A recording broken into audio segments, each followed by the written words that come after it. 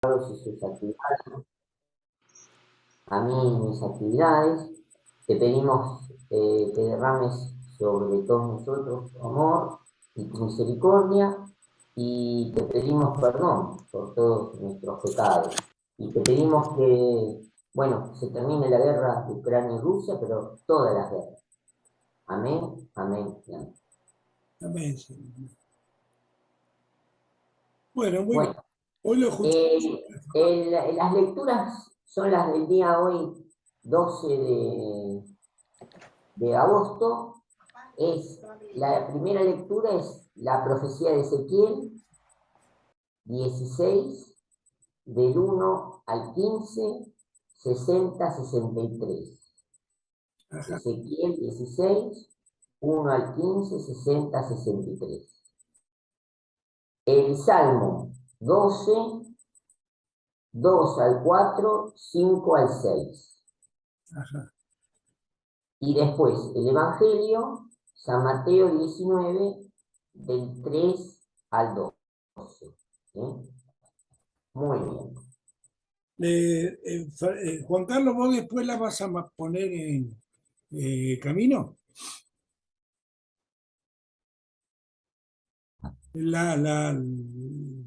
Las de hoy, las citas de hoy, ¿las vas a poner? Sí. Bueno, Bien. dale. Bueno, yo leo Ezequiel y después el Salmo y después el Evangelio.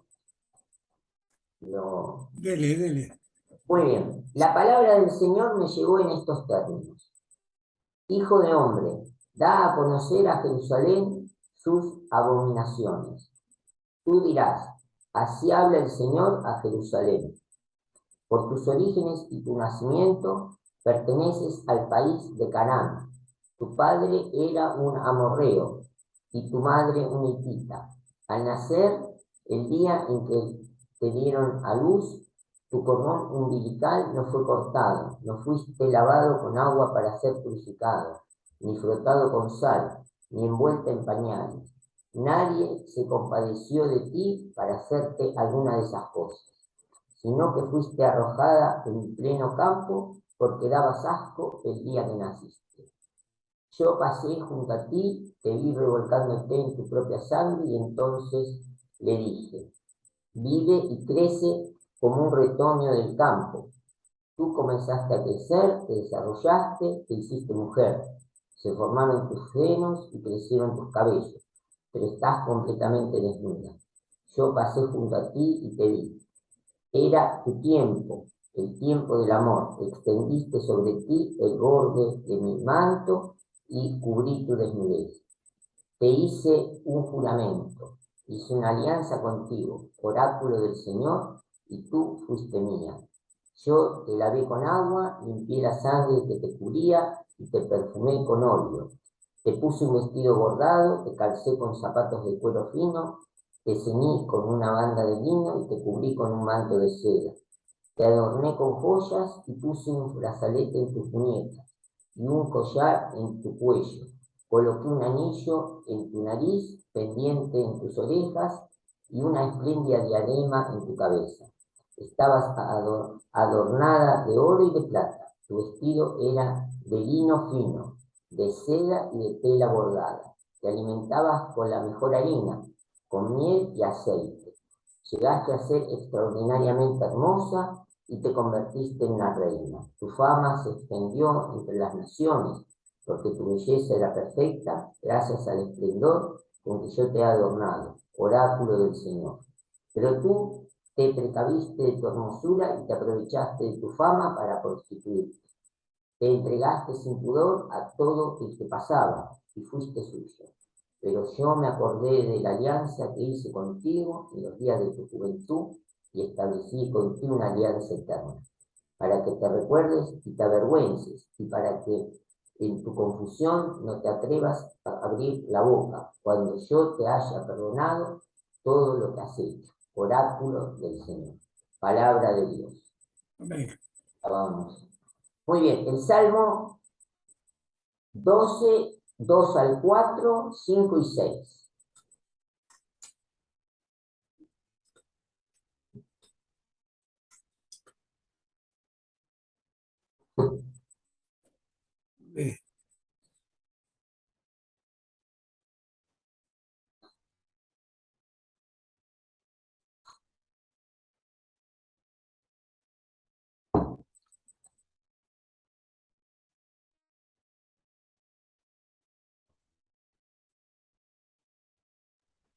¿Quiere que leamos?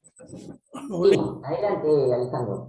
Bueno, pero lo tengo que buscar porque recién fui a buscar la Biblia. Salmo 12, Salmo 12, sí, 2 al 4. ajá, perfecto, 2 al 4. Muy bien. Unos a otros se dicen mentiras, se hablan con labios salameros e hipócritas. Pero tú, Señor, destruirás todos esos labios, acabarás con toda lengua jactanciosa. Tú, Señor, has dicho, tanto se oprime a los pobres y es tanto el clamor de los humildes que voy a levantarme para acudir en su ayuda. Las palabras del Señor son puras, son perfectamente puras, como la plata refinada en el crisol. ¿Está bien?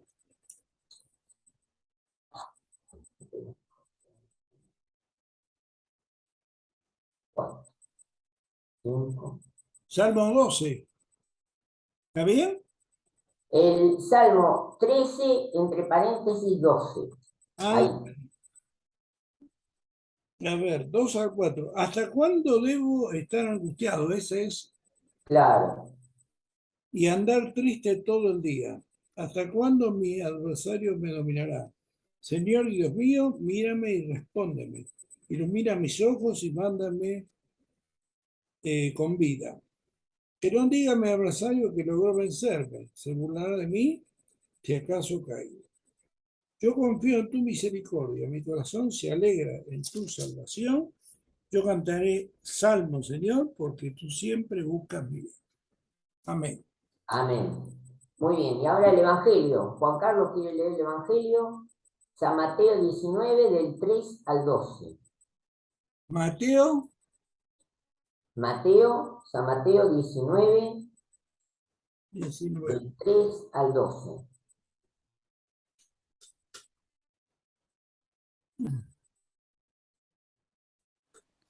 Mateo 19 del 3 al 12. Sí. Bien. Bien.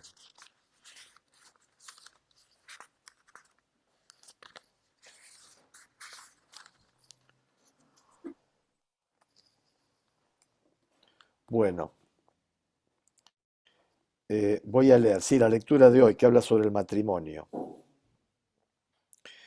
Bueno, Evangelio según San Mateo. Se le acercaron unos fariseos con ánimo de probarlo y le preguntaron, ¿está permitido al hombre despedir a su esposa por cualquier motivo? Jesús respondió, ¿no han leído que el Creador en el principio los hizo hombre y mujer y dijo, el hombre dejará a su padre y a su madre y se unirá a su mujer y serán los dos uno solo? De manera que ya no son dos sino uno solo. Pues bien, lo que Dios ha unido, el hombre no debe separarlo. Pero ellos preguntaron, entonces, ¿por qué Moisés ordenó que se firme un certificado cuando haya divorcio? Jesús contestó, porque ustedes son duros de corazón. Moisés les permitió despedir a sus esposas, pero no es esa la ley del comienzo.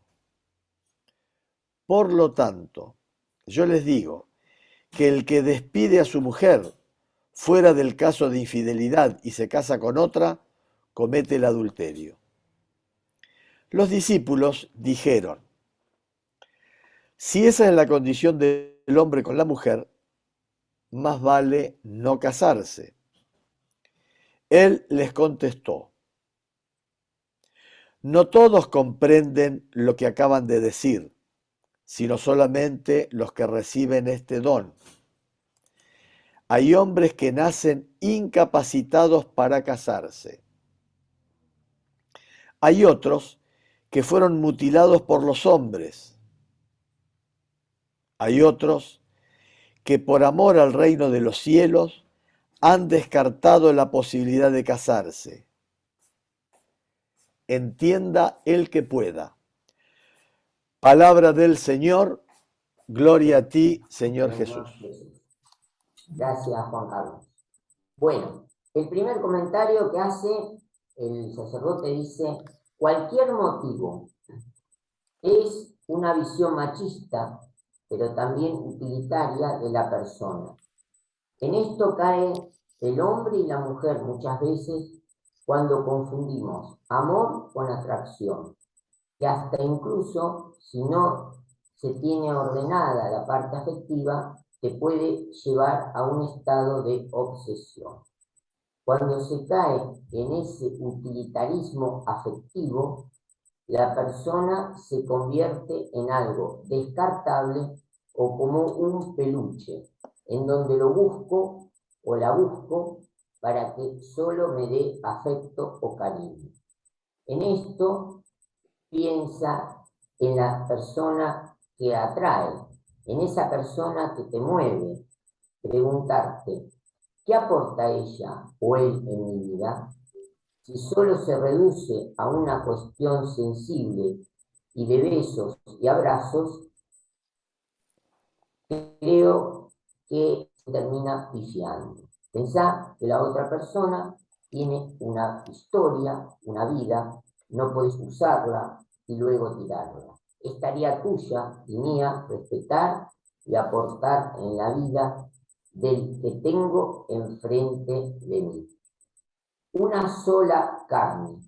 Cuando uno ama, se planifica con el otro, acepta un caminar junto a aquella persona que va más allá, que le haga bien. Es la construcción de sueños y de proyectos juntos. Son distintos, sí, pero se complementan, porque ambos quieren lo mejor del otro, sin que el otro sea lo que yo quiero que sea, sino aceptándolo al otro como es, distinto de mí. Por supuesto que para ambos implicará renuncias, porque para ganar hay que perder. Dureza. El querer tenerlo todo nos da vuelta a todos, y eso nos lleva a olvidarnos que el caminar es junto al otro. Nuestra vida está marcada por muchas cosas, pero no puedo privar la felicidad de nadie. El jugarse por amor es eso, jugársela, caminar junto a quien elijo como compañera o compañero de vida, porque esa persona me hace feliz. Y la reflexión que hacen en la página de Don Bosco, la palabra de Dios en este día pone en el acento de la reflexión una realidad ineludible de la vida de cada ser humano, que supone un discernimiento muy importante, ya que de la elección que se realice depende en gran medida la felicidad plena. A partir de la pregunta de estos fariseos sobre el divorcio, Jesús nos habla de la hermosa realidad del matrimonio. Y a partir de las conclusiones de los discípulos, Jesús presenta la hermosa realidad de la vida consagrada por el reino.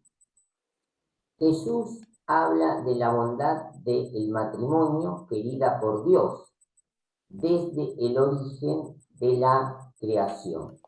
Reconoce la adecuación pastoral que realiza Moisés en la coyuntura en la que le tocó decidir, dando como razón la dureza del corazón.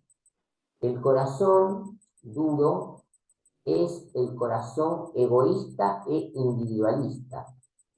Quizás nuestros egoísmos, nuestras actitudes individualistas son también hoy la causa de tantas rupturas. A los discípulos que quieren elegir la vía del escape a lo más fácil, Jesús les carga de sentido la vida célibe. Les dice que vale la pena cuando ésta se hace entregada por el reino, por el bien de los demás, por la vida de todos, y no para ellos mismos. Amén. Amén. Amén. Bueno, Estas son las dos reflexiones del Evangelio de hoy. Quería comentar algo del matrimonio. Yo pienso que, primeramente, lógicamente, cuando dos personas deciden casarse, es que entre ellas hay una mutua atracción, un mutuo interés. Las dos personas están atraídas el uno por el otro y hay distintas expectativas en el matrimonio, ¿no? De hecho, mucha gente se casa, ¿no?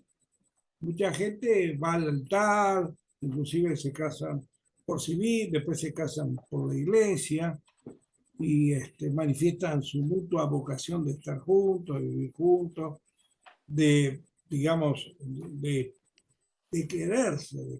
Inclusive muchos tienen varios hijos, hay matrimonios con 8, 9, 10 hijos, que después de un tiempo, cuando las cosas empiezan a enfriarse o la situación económica a ser más difícil, se deciden separar y se separan tranquilamente, ¿no?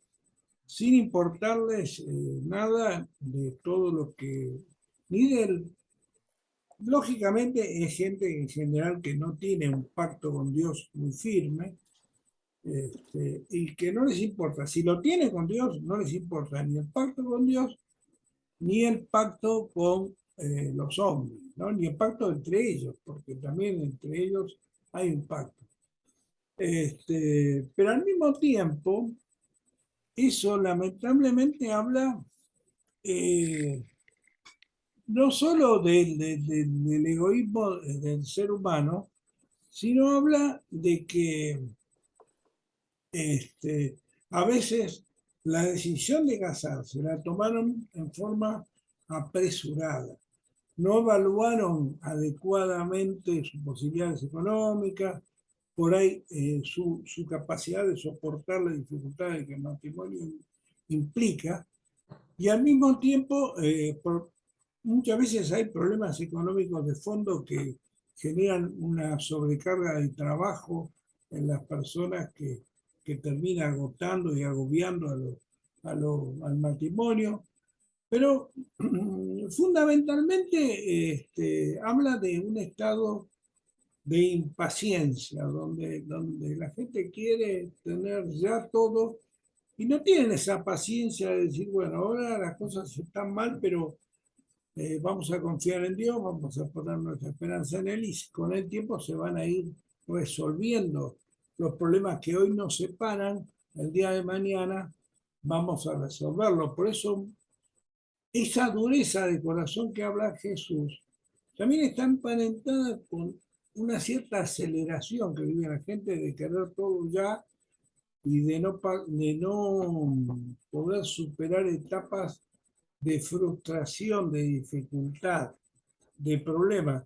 Que eso es lo primero que tendrían que saber antes de casarse, que no todo va a ser color de rosa, como se dice, sino que va a haber tiempos de gran felicidad, de gran alegría, de gran contentamiento, pero también va a haber tiempos de dificultades, de aridez, de cansancio, de agotamiento mutuo, de distintos problemas que tiene la pareja, que juntos, si tienen la paciencia necesaria y ponen toda su confianza en Dios, van a poder superar. Pero tienen que saberlo. Por eso algunos dicen, estaremos juntos en la salud o en la enfermedad también, ¿no? Pero además en los tiempos en donde que no haya problema de salud ni problema de enfermedad, la pareja está como, digamos, pasando un desierto, ¿no? Pero ese desierto se pasa, porque yo digo, es parte de la vida.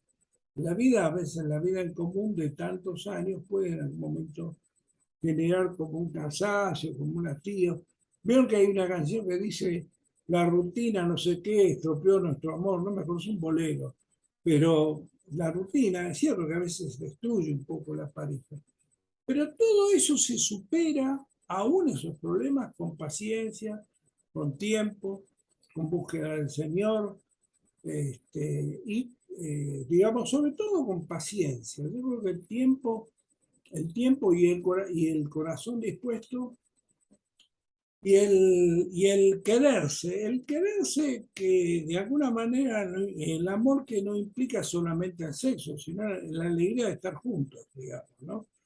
Que esa alegría va superando los problemas que inevitablemente van a ocurrir.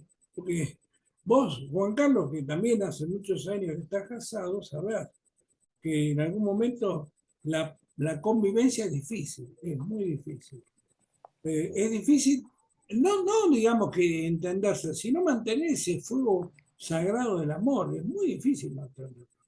Pero pacientemente, con tiempo, dándole lugar al Señor, a veces ese fuego se vuelve a encender y aún mejor que antes, ¿no? Si nosotros le damos tiempo a Dios, si no estamos apurados, si dejamos que la vida nos muestre, que nos muestre Dios también, que nos muestre Dios lo que tiene para nosotros. Eso lamentablemente la gente hoy en día vive todo instantáneo, parece, ¿no? Como el café. Quieren Tienen todo ahora, todo en el momento. Y no es así, ¿no? La vida, la vida no es instantánea, la vida nuestra requiere tiempo, requiere paciencia, sobre todo paciencia. Teniendo paciencia, todos los problemas matrimoniales, si hay cariño, respeto y hay paciencia, se superan. Yo estoy convencido, porque es absolutamente ilógico. Hay gente que tiene 10 hijos y se separa. ¿Cómo pueden ser? Si han logrado tener 10 hijos, quiere decir que se han querido, se han amado, y después porque en algún tiempo no fluye todo como antes, se separan, una locura, realmente una locura. Y un poco lamentablemente impulsado por esta época más todavía, que nos mete en esa cosa de que todo sea instantáneo, ¿no? Nadie tiene paciencia de esperar, ¿no? En fin, yo en ese sentido, en el matrimonio, creo que tener mucha paciencia y trato de tenerla para los buenos momentos y para los malos momentos. Para siempre hay que tener paciencia. Bueno, es por ahora lo que tengo para comentar. No sé, Juan Carlos, si querés comentar algo.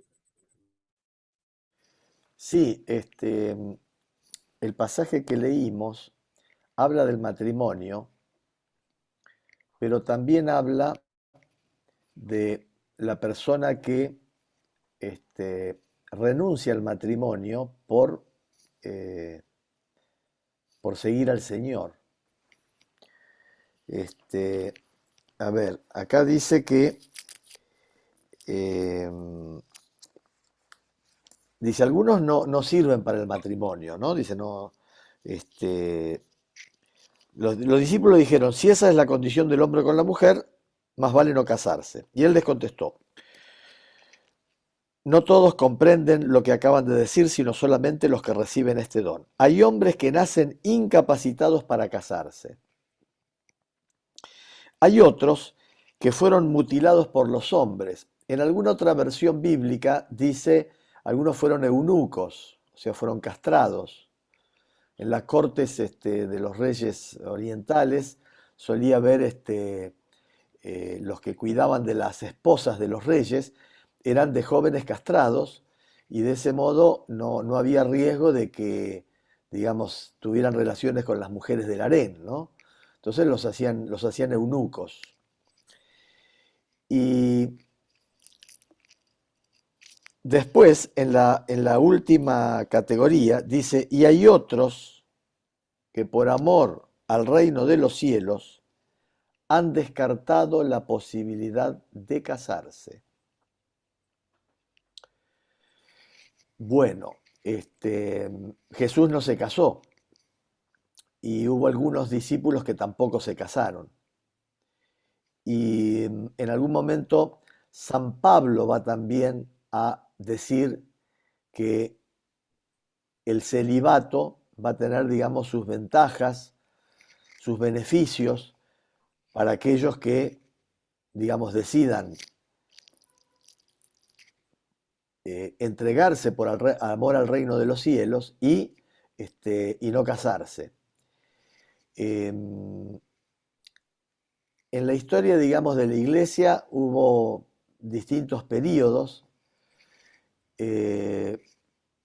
Hubo momentos donde era posible casarse, pero siempre, hoy también,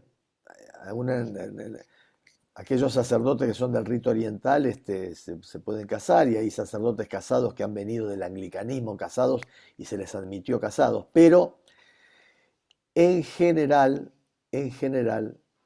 la Iglesia siempre reconoció en el celibato, naturalmente aceptado por vocación al reino de los cielos, respondiendo a un llamado especial del Señor, no es para cualquiera, y siempre la Iglesia ponderó ese celibato por el reino de los cielos, porque permitiría, de alguna manera, una entrega mayor y más plena, que obviamente no es para todas las personas. Por eso, digamos, el núcleo, digamos, sacerdotal de la Iglesia está formada por sacerdotes que deciden ser célibes por amor al reino de los cielos. Jesús también lo fue. Jesús no formó una familia porque él, digamos, dedicó plenamente su vida al reino de los cielos. Yo creo que es un don del Señor, aquellos que pueden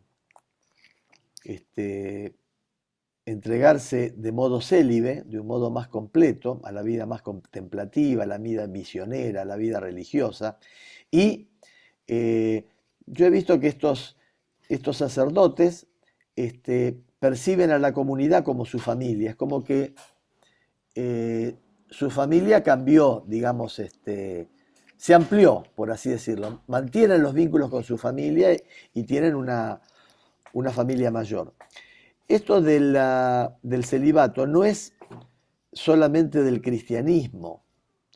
En el budismo, por ejemplo, y en el brahmanismo, en religiones hinduistas, para aquellos monjes que aspiran a cierta, digamos, elevación espiritual, también está indicado el celibato como una forma, digamos, más rápida de adquirir aptitud espiritual. Pero ojo, esto no es para cualquiera, es para los elegidos, los seleccionados. Entre los judíos, por ejemplo, el celibato o el no casarse sería una limitación. No, el hombre no podría ser un rabino, no podría ser un maestro de la vida si no tiene su familia y sus hijos. Eso también es atendible, ¿no?, en el esquema de ellos. Pero en el esquema, en la tradición cristiana, Jesús no formó familia, San Juan no formó familia, y lo hicieron por ese amor al reino del cielo. Ese es mi comentario. Es muy difícil hoy entenderlo porque,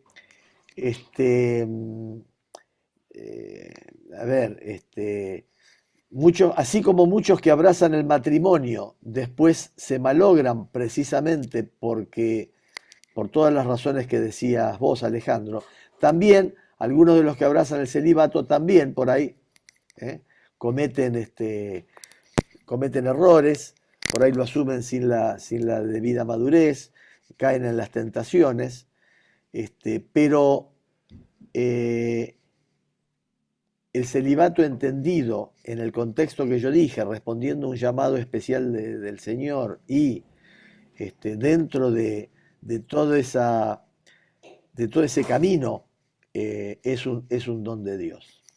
Amén. Bueno, eso quería Está decir. bueno aclarar que no todos, digamos, los que deciden seguir al Señor, sean hombres o monjas, por ejemplo, el caso de las monjas, que también son célibes, ¿no?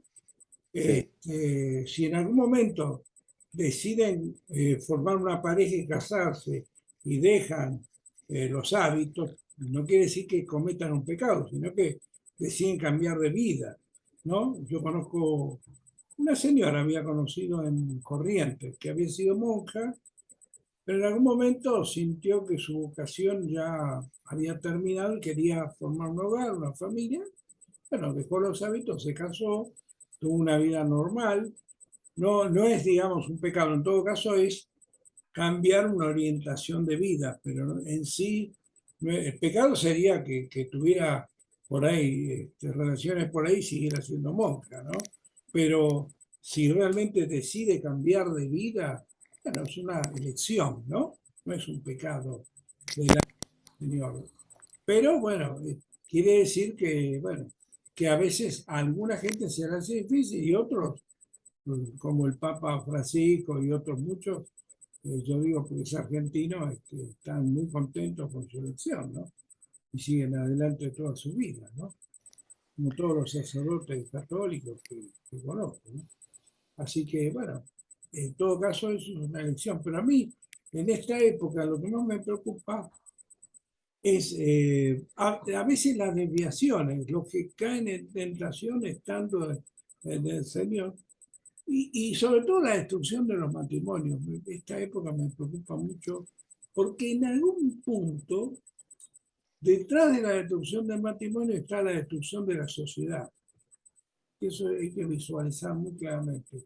Una sociedad bien constituida necesita matrimonios fuertes. No cualquier matrimonio, un matrimonio que Dios creó, el hombre y la mujer. ¿Me explico? Pero hoy en día se llama con mucha facilidad matrimonio a cualquier cosa, ¿no? Y eso no es matrimonio. Eso habría que aclararlo, ¿no? No sé ustedes qué piensan. Yo creo que lamentablemente se usa mal el término, ¿no? O familia, cualquier cosa. Familia y matrimonio son cosas bien específicas, ¿no? Alejandro, yo sin juzgar, ¿no? Obviamente sin juzgar a nadie, este, cuando vos decís la monja que decide retirarse y cambiar de vida, vos decís, bueno, decidió cambiar de vida. Lo mismo aplicaría al que está casado. Dice, bueno, ahora decido cambiar de vida. En realidad, eh, vuelvo a repetir, yo no soy quien para jugar y menos para decir si es o no es pecado, ¿no? Alguien que, digamos, eh, hizo compromisos, digamos, de votos de permanencia en una institución y después la deja, por supuesto que no voy a jugar ni voy a decir si es pecado o no es pecado, no. Pero lo que digo que estamos frente a un caso similar al quien deja el matrimonio. Eh, digamos, el matrimonio religioso se lo concibe para toda la vida. Y en la iglesia católica romana, los que asumen el compromiso, por ejemplo, del sacerdocio, y el caso de algunas monjas, es una especie también de compromiso de por vida, por lo menos en el momento de que deciden aceptarlo, que libremente aceptan, ¿no? Porque podrían conservar una situación previa de no compromiso, pero eh, pareciera como que la perseverancia en el camino, digamos, iniciado en esa vocación, guarda semejanzas con las del matrimonio. En el caso de las mujeres, por ejemplo, las monjas hablan de un casarse con Cristo, digamos, un seguir a Cristo en esa vida.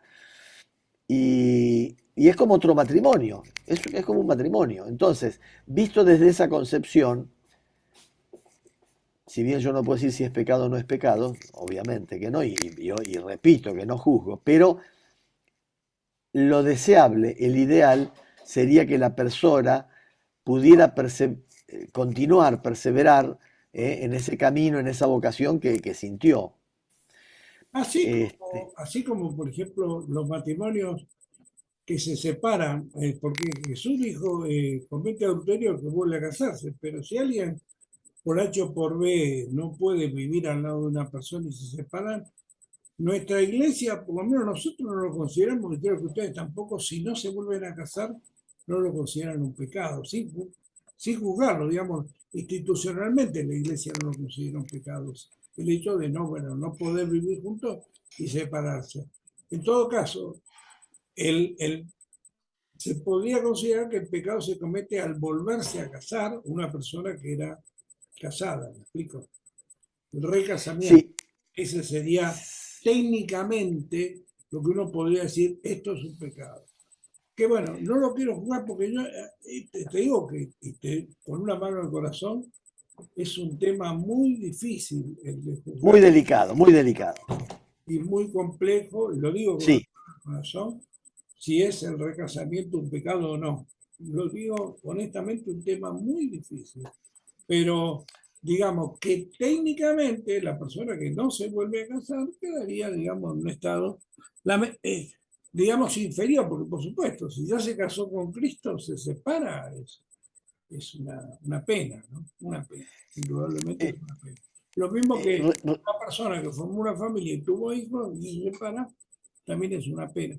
Volvemos al tema de la impaciencia, al tema de la sociedad loca esta que vivimos, que incluso se ha deformado el concepto de familia.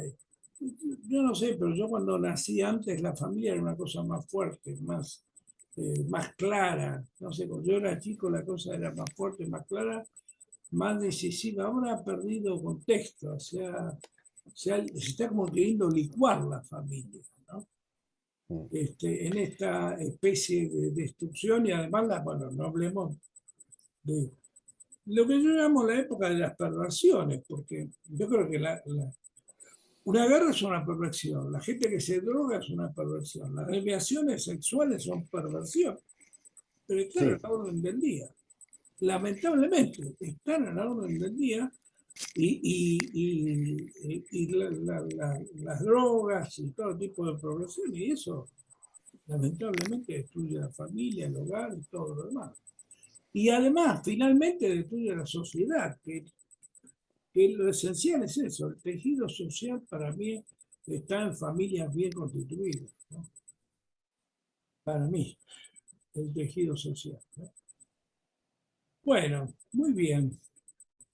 No sé si quiere agregar algo más, Fernando. No, todo lo que han dicho, muy completo. Hay que estar también en las situaciones de cada uno, ¿es cierto? Tanto en el matrimonio como eh, en la parte de la vida consagrada, ¿no es cierto? Eh, Ha cambiado mucho todas las sociedades. eh, hay personas que vivieron durante siglos en pueblos y nunca se movieron de un radio de 10, 15 kilómetros, 20, y así vivieron siglos, ¿no es cierto? Y hoy prendemos la computadora y nos conectamos con todo el mundo y bueno, también lo que dice Alejandro, muchas veces las impaciencias, querer todo ya, eh, es, digamos, problemático, eh, son temas muy delicados. Lo- y quisiera agregar algo más también importante, ya que tocamos de la correlación con el matrimonio de la iglesia, de los sacerdotes con Dios, de las monjas, en fin. Hay una gran diferencia, por lo menos en la iglesia al sacerdote lo preparan muchos años antes de ese casamiento definitivo con Dios, ¿verdad? Pero a los matrimonios hoy en día no los preparan, o sea, la gente se conoce y al Sí, otro día si quiere se puede casar. claro. Lo cual, imagínense que un matrimonio en la iglesia está 8 años, por ahí la persona pensando si se va a casar o no con su futuro esposo, y en el mundo se conocen de manera tan casados. Y lo pone, es absolutamente ridículo, para mí, ¿no? Con todo respeto, ¿no? Sí, Porque, no, lo que pasa es que tenemos que distinguir a los laicos, digamos, que tienen poca actividad religiosa, poco vínculo con la iglesia, y diferenciarlo de laicos que no, que tienen una vida, digamos, de apostolado, una vida, digamos, de búsqueda del crecimiento de la fe.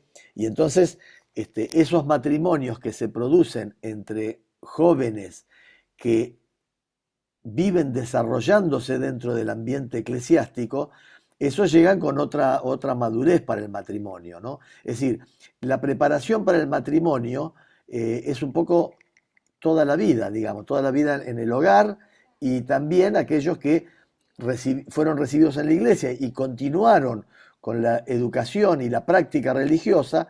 Bueno, estos van a llegan de otra manera. Ahora, yo sobre el tema del matrimonio, acá Jesús dice que, claro, que no es válido el divorcio. Habló de que Moisés lo autorizó por la dureza del corazón, pero Jesús lo reivindica. Y hasta hace bastante tiempo en la iglesia, los matrimonios que se divorciaban, se les pedía que no volvieran a formar nuevos matrimonios. Entonces, de esa manera, podían tener acceso a los sacramentos, fundamentalmente al sacramento de la Eucaristía. Mientras que si volvía a formar otra unión, entonces esta otra unión ya era, digamos, pecaminosa y lo invalidaría. Bien, esa era una situación un poco antigua, pero fue un poco mudando la cosa. Y hoy tenemos que reconocer dos aspectos de la iglesia. Uno es la iglesia como maestra de la vida, como fuente de la fe, como fuente de la doctrina, del mensaje cristiano. Entonces, esa iglesia maestra, ¿qué nos va a enseñar? Solamente nos puede enseñar lo que dice la palabra de Dios, que es el Evangelio. Esa es la única realidad que la iglesia nos puede dar desde el magisterio. Pero la iglesia no ejerce solamente el magisterio. La iglesia debe transmitir amor y también la iglesia debe ser madre. Y la madre debe contener. Y la madre debe contener a aquellos que, pese a tener vocación para la familia, por lo que fuere, por problemas de distinto tipo, no la pudieron sostener. Pero si tienen vocación de crecer en la fe, de aceptar a Cristo, si tienen la vocación de educar a sus hijos, porque ocurre que matrimonios separados, vueltos a casar, tienen hijos, pero quieren que sean bautizados, quieren que reciban la catequesis, quieren que los hijos conozcan a Cristo, quieren que sus hijos no sean privados de los santos sacramentos que les da la iglesia. Entonces, la iglesia tiene que contenerlos, tiene que recibirlos. Y desde hace ya muchos años, la iglesia en su política pastoral ha desarrollado una política pastoral para los vueltos a casar.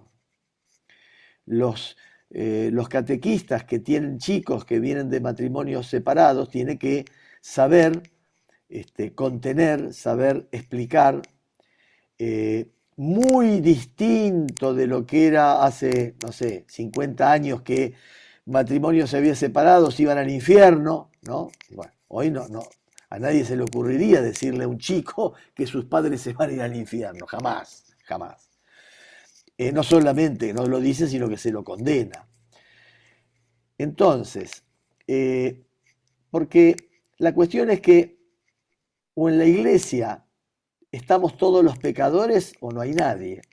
Porque ¿quién va a poder estar con la pureza, con la fe? ¿Quién merecería estar en la iglesia por méritos propios? Jesús, solamente.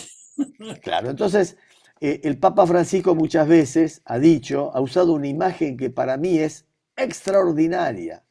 Él dice, la iglesia muchas veces tiene que ser como una tienda de campaña, como un hospital de campaña en la guerra, que toma heridos y trata de salvarlos, de curarlos, de sanarlos. Personas que quedan heridas por millones de circunstancias de la vida. Y la iglesia, si la iglesia no derrama amor, ¿qué clase de iglesia es? Entonces, hoy la política de la iglesia es precisamente no excluir a nadie, contener a todos, Y yo más de una vez digo, si no estamos los pecadores ahí, yo tampoco puedo entrar. Entonces, ya en la época de San Agustín, había una corriente dentro de la iglesia que quería una iglesia con personas más fuertes, más robustas desde la fe. ¿Entendidas de qué manera? Bueno, se sucedían periodos de persecuciones con periodos de tolerancia. Y entonces, muchas veces cristianos, ante el temor de perder la vida, flaqueaban, renunciaban a la fe con tal de salvar el pellejo. Pasado el peligro, después por ahí querían volver al seno de la iglesia, porque tenían amistades, tenían su familia, Y acá es donde se surtió el inconveniente. Muchos sacerdotes y obispos decían, bueno, no los podemos recibir, porque han flaqueado, le han flaqueado al Señor, han perdido la fe por defender la vida cuando el testimonio era el otro.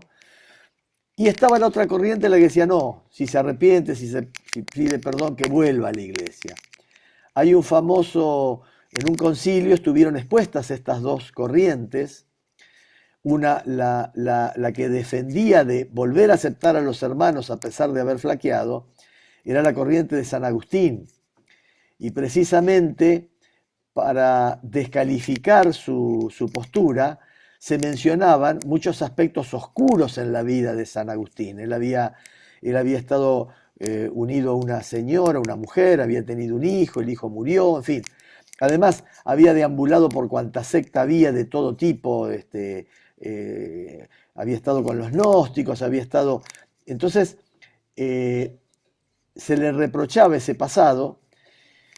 Sin embargo, ese fue un momento muy crítico, tuvo muchos momentos la iglesia críticos, muchos momentos terribles. Este fue un momento terrible porque prácticamente las posturas eran casi, partían al medio la estructura eclesial. Sin embargo, desde el punto de vista de la disciplina, se resolvió mediante reuniones de obispos y como hicieron los apóstoles, cuando hicieron la asamblea de Jerusalén, se reunieron.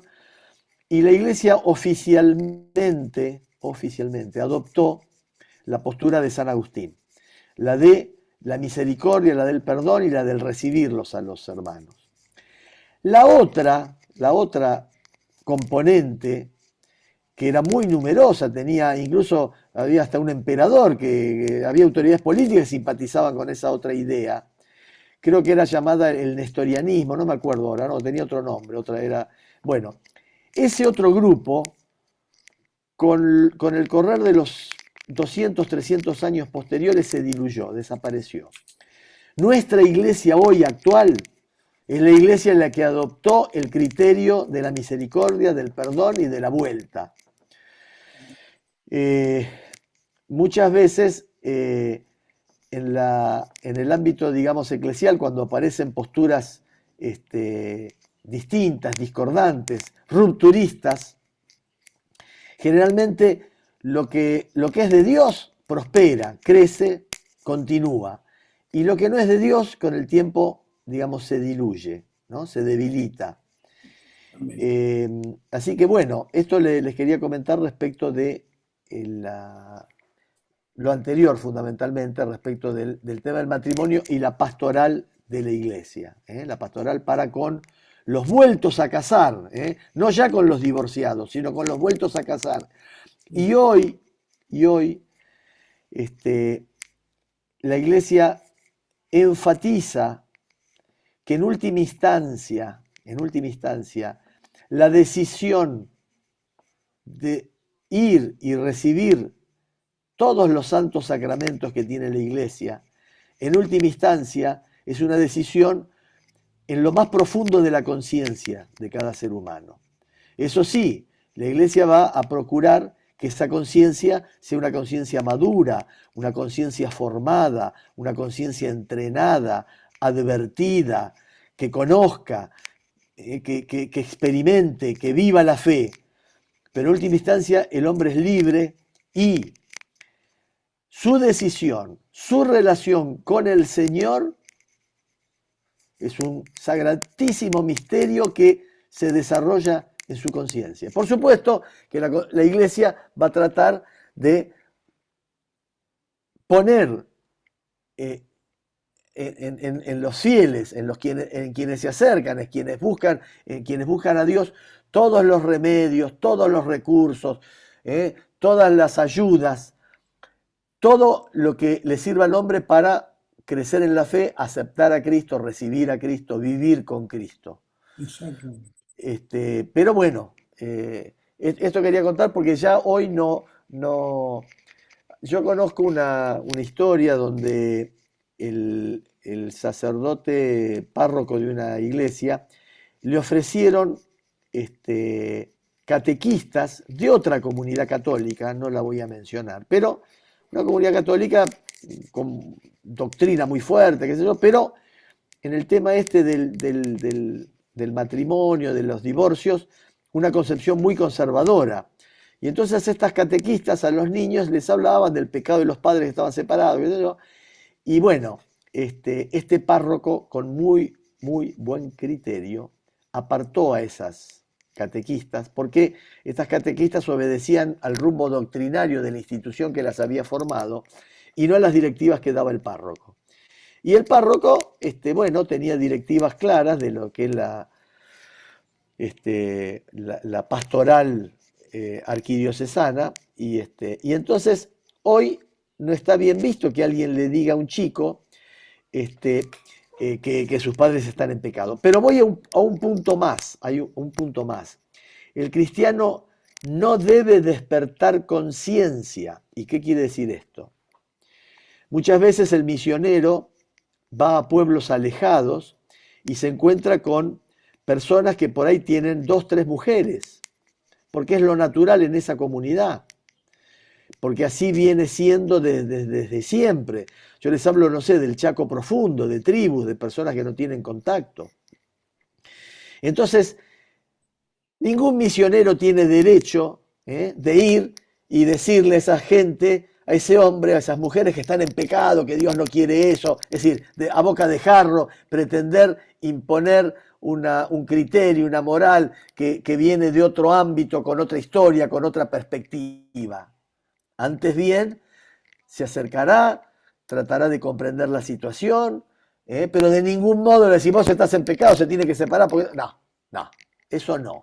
A eso se llamaría despertar conciencia. A una persona que naturalmente, por su entorno, por su educación, vio siempre bien, lo vio en sus adultos, lo vio en sus ancestros, esa forma de vida, no podemos irrumpir, como algunas veces esto ha pasado, tenemos que decirlo, la Iglesia en su rol misionero acá en América, muchas veces ha interrumpido procesos de comunidades originarias, queriendo imponer las pautas europeas como las superadoras, si bien lo eran en muchos aspectos, en otros se debió haber respetado más la idiosincrasia, las tradiciones, las formas de vida de estos pueblos. Hoy, yo no sé si el Papa ya volvió, pero el Papa fue a Canadá, entre otras cosas, primero a pedir perdón por los casos de pedofilia, pero fundamentalmente a pedir perdón por todas esos misioneros católicos que de buena fe, violentaron a esas comunidades nativas, separando hijos de padres, prohibiéndoles hablar en sus lenguas nativas, imponiéndoles por la fuerza sacarlos de esa cultura. Cuando en realidad, lo ideal es que el mensaje cristiano se incorpore a esa cultura, porque esa cultura va a enriquecer el pensamiento cristiano con nuevas formas de expresar el culto, con nuevas formas de sentirlo, de vivirlo, de dibujarlo. Si un japonesito dibuja a Jesucristo niño con ojos rasgados, no está desnaturalizando al Cristo, al contrario, lo está haciendo, se está apropiando de él. Así como la imagen de la Virgen de Guadalupe, que tiene rasgos de mujer nativa, hizo que el pueblo, más que nada el pueblo azteca, que mayoritariamente es azteca, se apropiara de esa imagen virginal, se apropiara del mensaje cristiano y lo coloreara con sus sensibilidades, con su historia, con su cultura. Y bueno, ese es el tema, digamos que añadido a la cuestión, digamos, familiar, tenemos que inculcar. La iglesia siempre va a ser, en su rol de maestra, va a enseñar lo que tiene que enseñar, va a enseñar el camino correcto. Pero luego va a ejercer el amor, va a extender sus brazos, va a contener a sus hijos y va a tratar de que todos, absolutamente todos, abracen y se encuentren con Jesucristo. Amén. Sí, yo pienso que inclusive vos dijiste muy bien, el pecado es algo que tiene que revelar el Espíritu Santo a la persona, no imponerlo. Tenemos que hablar de Cristo, para Cristo, el mismo Cristo va a mostrarle a la persona su pecado. Si no lo ve, es un encuentro con Cristo. No podemos imponer nada porque, como decís vos, si fuera por no pecar no entramos nadie a la iglesia, ¿no? Porque estamos todos muertos en delitos y pecados. Bueno, muy bien, yo creo que por hoy ya hemos hablado todo. Bueno, Aparte hoy teníamos una reunión, lástima que no puede venir, Fernando. No se anima. No sé si. No, Bueno, eh, bueno, ahora cuando cortemos le hablo. bueno. Bueno, un placer, Juan Carlos. El próximo viernes te toca a vos, Juan Carlos. me toca a mí. Bueno, Así que te escuchamos con gusto el próximo viernes, ¿eh?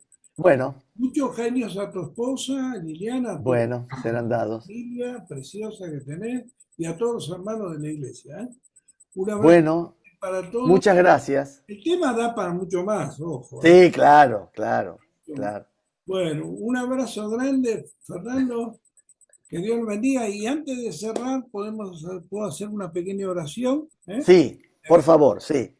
Jesús, gracias por este encuentro. Perdona todas nuestras faltas y pecados. Queremos rendirnos a ti y queremos aprender de ti. Hay una multiplicidad de cosas para aprender, pero sobre todo, Señor, te ruego por la familia, para que la familia de alguna manera se fortalezca, no se desnaturalice, no se pervierta, Padre, y que realmente sigue haciendo tu perfecta y divina voluntad. En el nombre de Jesús, amén. Amén. Amén. Amén. Muy bien. Bueno, bendiciones. Chao. Chao. Chao. Buen viernes. Chao.